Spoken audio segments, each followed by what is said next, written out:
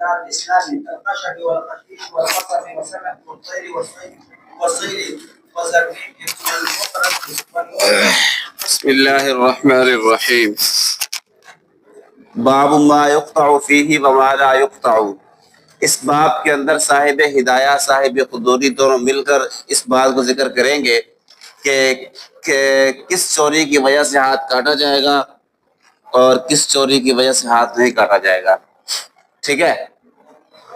ولا يقطع فيما يوجد تافها مباحا. تافها کہتے ہیں کہ حقیر چیز، تھوڑی چیز، کم قیمت والی چیز کو. مسئلہ یہ ہے کہ ایک آدمی جو ہے نا حقیر چیز چرائی، جو دارالاسلام میں ہر ایک کے لیے مباح ہے، ہر ایک لے سکتا ہے اس کو. مثال کے طور پر یہ جلانے والی لکڑیاں، گھاس، کانے یا مچھلی، نمکین مچھلی جس کو نمک لگا کھایا جاتا ہے، یا طیر، پرندہ، الصید، شکار، جی اسی طرح والزرنیخ، یہ ہڑتال، یہ مٹی ہے خاص قسم کی. ایسے ہی والمغرہ، یہ کہتے ہیں سرخ مٹی کو. والنورہ، چونا. یہ ساری چیزیں ایسی ہیں کہ یہ عام ہوتی ہیں، ہر ایک کے لیے تقریباً مباح ہے. یہ تو ایسی چیز اگر لے گا تو اس کی وجہ سے ہاتھ نہیں کاٹا جائے گا. اصل حضرت عائشہ رضی اللہ تعالی عنہا کا فرمان ہے، فرماتی ہے کہ رسول اللہ صلی اللہ علیہ وسلم کے زمانہ میں حقیر شے کی وجہ سے ہاتھ نہیں کاٹا جاتا تھا. ٹھیک ہے. ایسے ہی ان جیسے جو چیزیں ہوں گی جن میں رغبت نہیں ہوگی تو وہ بھی اسی حکم میں آئے گی، کیونکہ ایک تو بے رغبتی چیزیں ہیں، طبیعت کا ان کی طرف لالچ نہیں ہوتی، اور لینے والا جب لیتا ہے تو مالک کی طرف سے کوئی کراہت بھی نہیں ہوتی. اس لیے پھر شریعت کی طرف سے یہاں تنبیہ کرنے کی ضرورت نہیں ہے. لہذا کم قیمت والی مال کے لینے کی وجہ سے حد نہیں لگائی جائے گی. وَلِأَنَّ الْحِرْزَ، ایسے ہی ہر وہ چیز کہ جس کی حفاظت نہیں کی جاتی ہے وہ بھی اسی حکم میں آئے گی. جیسے ابھی مثال ہم نے دی لکڑی آپ دیکھتے ہیں کہ لوگ گھروں میں نہیں رکھتے، باہر ہی رکھتے ہیں، دروازے کے باہر، کھیت میں رکھتے ہیں. اس کا مطلب ہے قیمتی نہیں ہے، گھروں میں نہیں لاتے. اگر لاتے بھی ہیں تو وہ صرف تعمیر کرنے کی لاتے ہیں، ویسے نہیں لاتے.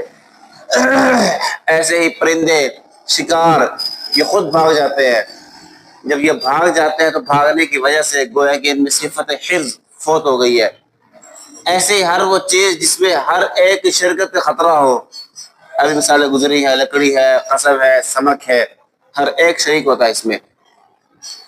تو چونکہ اس میں اس کی چور کی ملکیت کا شبہ پایا جا رہا ہے، اس لیے پھر حد کیا ہو جائے گی؟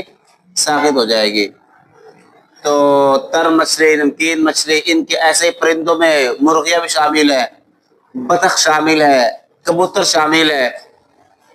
ٹھیک ہے، کیونکہ یہ بھی اڑتے ہیں کچھ نہ کچھ.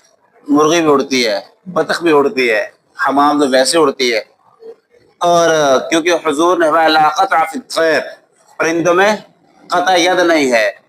لیکن امام ابو یوسف رحمہ اللہ فرماتے ہیں تر اور خشک مٹی اور گوبر میں تو ہاتھ نہیں کاٹے جائیں گے، اس کے علاوہ کوئی اور چیز چوری کی ہے تو ہاتھ کاٹے جائیں گے. ان کے خلاف دلیل وہی تو ہم ذکر کر چکے، حدیث عائشہ.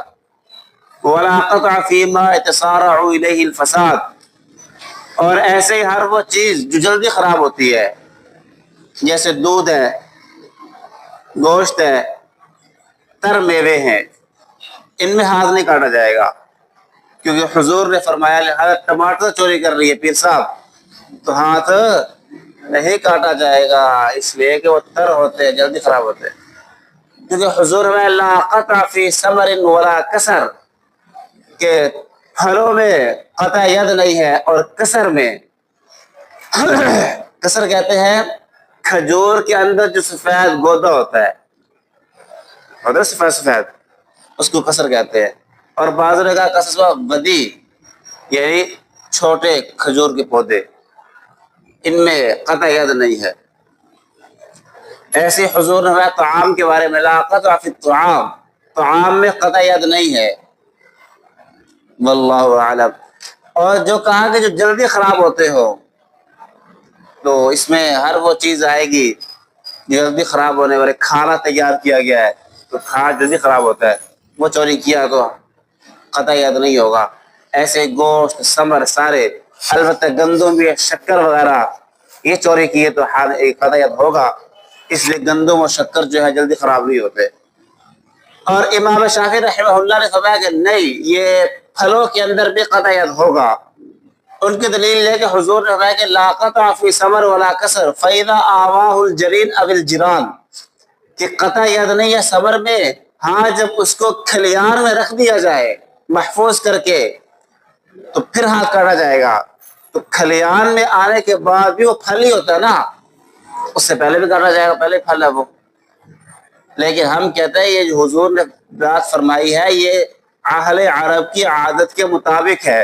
اہل عرب کھلیان میں کھجور تب لاتے تھے جب خشک ہو جاتی تھی، اور خشک کھجور تو بہت دیر تک رہتی ہے، تو اس کے بارے میں ہم بھی یہ کہتے ہیں اگر پھل دیر پا ہے تو ہاتھ کاٹا جائے گا۔ تو کھلیان میں خشک کھجور آتی تھی، اور خشک کھجور تو بہت سال سال رہ سکتی ہے، اس کے بارے میں ہم بھی کہتے ہیں ہاتھ کاٹا جائے گا۔ اس لیے اس روایت کو اپنی دلیل مت بنائے، ٹھیک ہے۔ وَلَا قَطْعَ فِي الْفَاكِهَةِ عَلَى الشَّجَرِ، درخت پر پھل موجود ہے یا کھیتی ابھی کاٹی نہیں گئی، چوری کر لی، ہاتھ نہیں کاٹا جائے گا کیونکہ وہ محفوظ جگہ پر نہیں ہے۔ ایسے فرمایا وَلَا يَقْطَعُ فِي الْأَشْرِبَةِ الْمُطْرِبَةِ، وہ شراب جو نشہ آور ہو وہ کسی نے چرا لی، ہاتھ نہیں کاٹا جائے گا، اس لیے کہ چور جب چوری کرے گا شراب کو تو یہ کہے گا میں نے اٹھائی ہے اس کو ضائع کرنے کے لیے، تعویذ کر سکتا ہے نا، اس لیے ہاتھ نہیں کاٹا جائے گا۔ اور اس لیے بھی کہ اس کے مال ہونے میں خود اختلاف ہوا ہے کہ مال ہے یا نہیں، اس لیے شبہ پایا گیا، اس لیے حد نہیں لگے گی۔ ولا فی التنبور، باجے وغیرہ میں، باجا کسی نے اٹھا لیا حد نہیں لگے گی، کیونکہ کھیل کود کے کاموں میں سے ہے، یہ اٹھانے سے حد نہیں لگے گی۔ کسی نے قرآن کریم چرا لیا اور اس پر سونا لگا ہوا تھا تب بھی حد نہیں لگے گی، لیکن امام شافعی رحمہ اللہ فرماتے ہیں کہ قرآن کریم کو اٹھانے سے حد لگے گی، اس لیے کہ قرآن کریم مال مخفف ہے، یہی تو وجہ ہے قرآن بیچا جاتا ہے۔ لیکن امام ابو یوسف رحمہ اللہ، ہاں امام ابو یوسف رحمہ اللہ کا مسئلہ بھی یہی ہے امام شافعی جیسا، لیکن دوسرے قول میں وہی فرماتے ہیں کہ اگر چاندی جو نصاب کو پہنچ جائے، اس پر جو لگی ہوئی ہے چاندی یا سونا قرآن کریم پر، اگر وہ 200 درہم کو 10 درہم کو پہنچتی ہے پھر تو حد لگے گی، کیونکہ پھر وہ کہتے ہیں کہ گویا اس کا الگ سے اعتبار ہوگا، وہ قرآن کتاب میں شمار نہیں کی جائے گی۔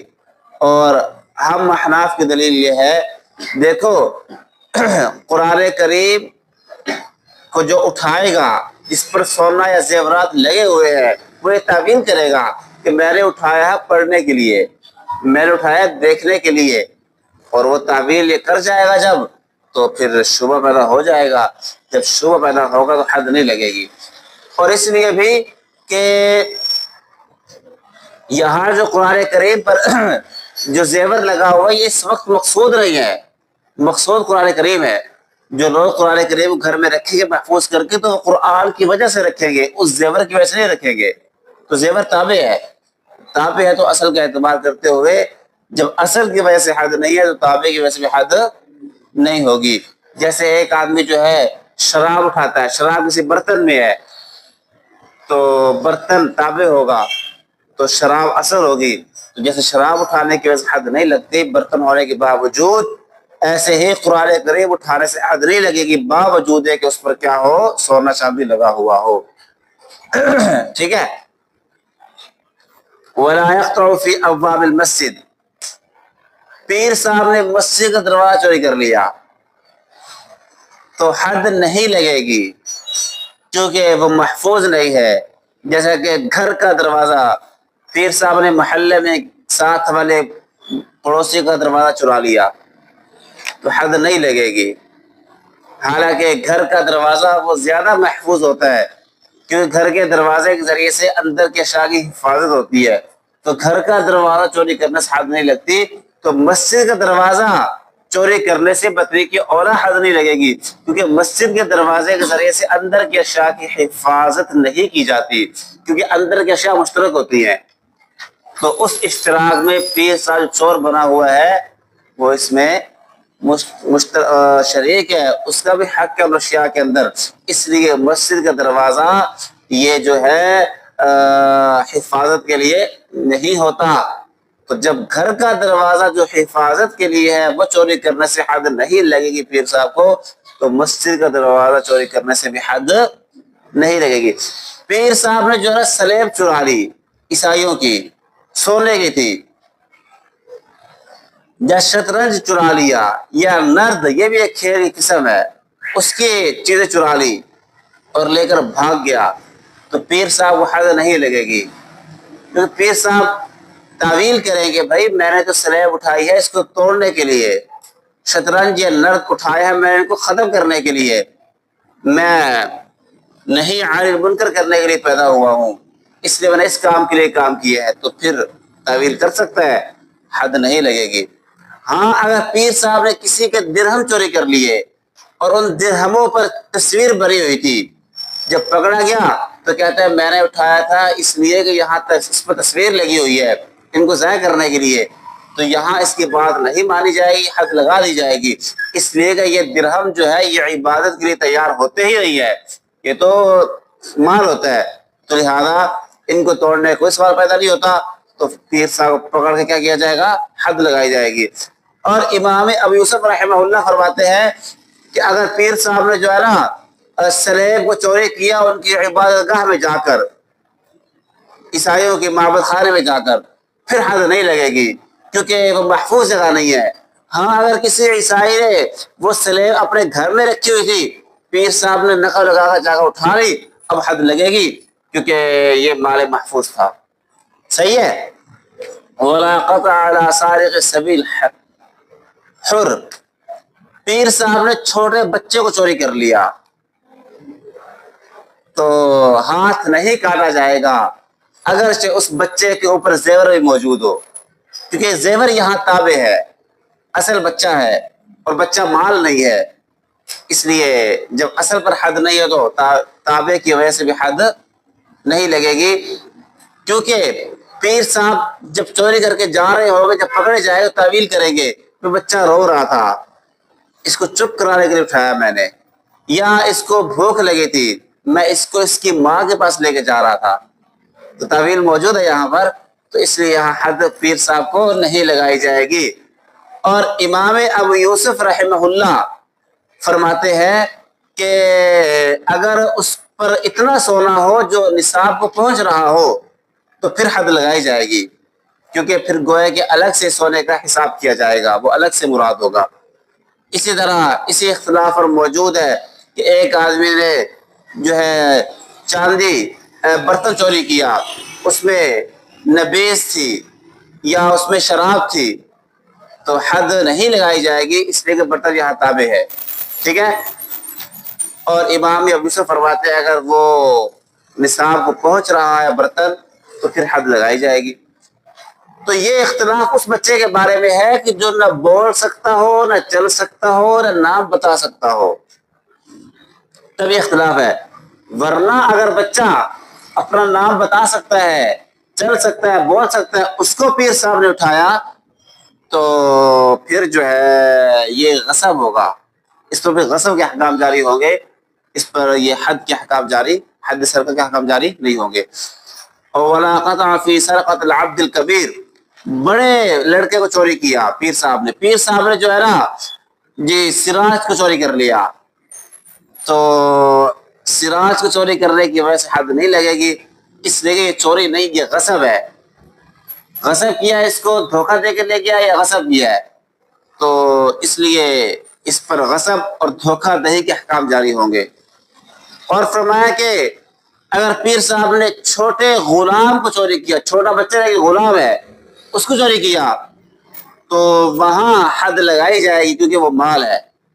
ہاں اگر چھوٹا غلام اتنا ہے اپنا نام بتا سکتا ہے, سب کچھ کر سکتا ہے, پھر چوری کیا تو پھر اس صورت میں یہ کہہ رہا چوری نہیں ہوگی, بلکہ پھر یہ غصب یا خدا میں چلا جائے گا, وہ پھر اس پہ احکام جاری ہوں گے.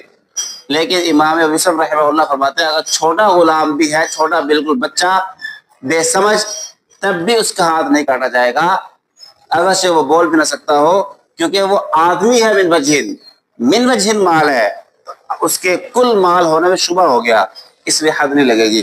لیکن ہم احناف فرماتے ہیں, طرفین فرماتے ہیں, دلیل یہ دیتے ہیں دیکھو یہ مطلق مال ہے, اصل تو مال ہے, اب نفع اٹھاؤ بعد میں اٹھاؤ, آدمیت تابع ہے, بعد بھی آئی ہے, اس لیے مال ہے, پیر صاحب کے ہاتھ کاٹ دیے جائیں گے. وَلَا فِي الدَّفَاتِرِ, پیر صاحب نے کسی دفتر میں جا کر سارے رجسٹر چوری کر لیے تو حد نہیں لگے گی, کیونکہ یہاں چوری کرنے سے مقصود ان میں لکھی ہوئی چیزیں ہیں. مثال کے طور پر پیر صاحب نے سادسہ کے جو توضیح کے پیپر رجسٹر لکھا ہوا تھا, ایک ساتھی نے چوری کر لیا, تو ظاہر ہے رجسٹر مقصد نہیں ہے, اس کا اندر لکھائی مقصد ہے, تو لکھائی مال نہیں ہے. اس لیے اگر رجسٹر چوری کیے گئے تو اس پر حد نہیں لگے گی. ہاں جو حساب و دفتر ہوتا ہے, حساب کا رجسٹر, وہ چوری کیا تو پھر حد لگے گی, کیونکہ وہاں پر اصل کاغذ مقصد نہیں ہوتا, اندر اس کاغذ مقصد ہوتا ہے, وہاں پر لکھائی مقصد نہیں ہوتی. ایسے ہی فرمایا کہ ولا فی, پیر صاحب نے کسی سے کتا چوری کر لیا, اس نے کتا رکھا تھا سراج نے گھر کی حفاظت کے لیے, پیر صاحب رات کو آئے کتے کو چوری کر کے لے گئے.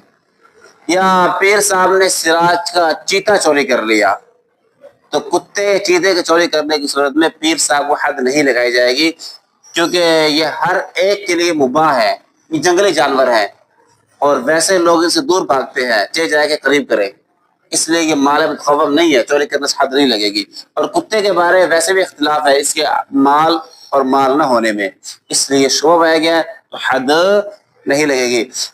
پیر صاحب نے کسی کا دف چوری کر لیا, کسی کا ڈھول چوری کر لیا, یا ایسے ہی کسی کی بانسری چوری کر لی, سارنگی چوری کر لی, حد نہیں لگے گی, کیونکہ یہ صاحبار کا نزدیک مال ہی نہیں ہے.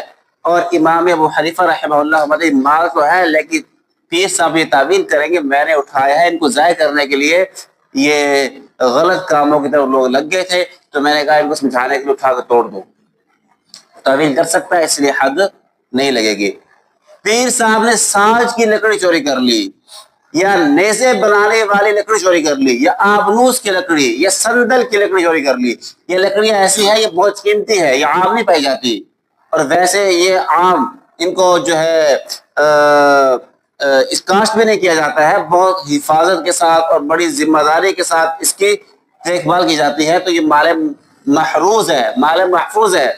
یہ پیر صاحب چوری کرے گا تو پیر صاحب کو حد لگائی جائے گی, یہ مال مباح نہیں ہے. تو پیر صاحب جو ہے یہ ہماری کلاس میں ایک ساتھی ہے, کیا نام ہے, ہم مذاق سے اس کو پیر صاحب کہتے ہیں.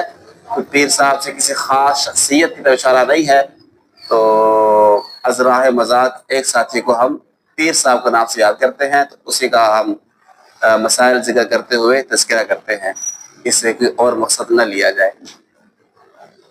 ٹھیک ہے پیر صاحب, چلے آج یہیں تک رکھ لیتے ہیں, زندگی باقی رکھ لیتے ہیں.